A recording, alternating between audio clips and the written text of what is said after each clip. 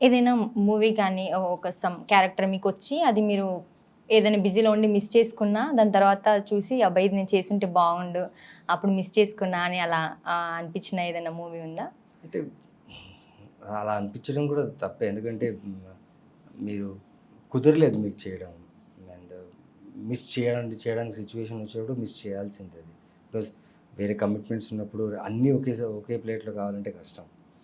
So, miss అంటే హ్యాపీగా feel అవుతా. బికాజ్ నేను చేయలేనిది ఇంకో క్యారెక్టర్ చేసి వాళ్ళకి బాగా పేరొచ్చింది అంటే హ్యాపీగా ఫీల్ అవుతా. బట్ అది నాది కాదనిపిస్తుంది. ఓకే. అంటే 'ఆర్ఎక్స్ 100' మీకు ఫస్ట్ అది వచ్చిందని అది నాది విన్నాము. కాదు అదే. అది ఇంకా.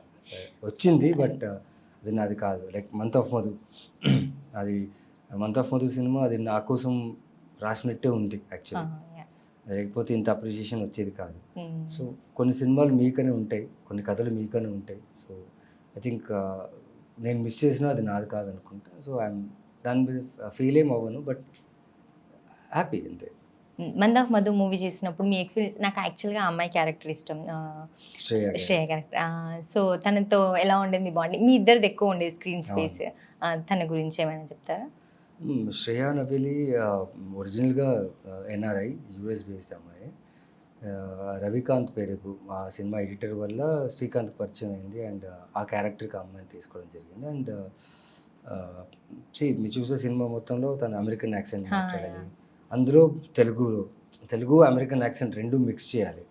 చాలా ఎఫర్ట్‌లెస్‌గా చాలా బాగా చేసింది ఆ అమ్మాయి. షీ హ్మ్. Is very good performer. And Madhu character నా క్యారెక్టర్‌కి ఎలా అంటే ఎక్కడ లిమిటేషన్స్ లేకుండా అన్‌ప్రెడిక్టబుల్‌గా ఉంటూ ఆహ్, ఆ క్యారెక్టర్ బ్యాలెన్స్ చేసుకుంటూ వెళ్ళే క్యారెక్టర్. మీరు చూస్తే ఆల్కహాలిజం ఉంది. అవును. స్మోక్ చేస్తాడు. ఇవన్నీ కాకుండా ఫిజికల్ కాకుండా సైకలాజికల్‌గా వాడు ఆహ్, వెళ్ళిపోయింది. తనే వస్తుంది అని ఒక దీంట్లో ఉండిపోతాడు. హ్మ్. అంటే మీరు చూస్తే ఆహ్, ఆహ్, ఆహ్, మటన్ సీన్ ఉంటది. హ్మ్. వాడు చెప్తుంటాడు. వాడికి అదే గుర్తుంది. యాహ్! ఆ రోజు మండే రమేష్ గాడి కొట్టుకెళ్ళి 3/4 కిలో మటన్ తీసుకొచ్చాను. దాని తర్వాత ఇంటికొచ్చాను. కిచెన్‌లో పెట్టాను. చూస్తే లేదు. లేదు. హ్మ్. అంటే దానికి ముందు ఏం జరిగిందో వాడికి అంత తీసుకోలేదు వాడు. అంటే అవతల వ్యక్తి ప్రేమిస్తున్నప్పుడు అన్‌కండిషనల్‌గా ప్రేమించాలి.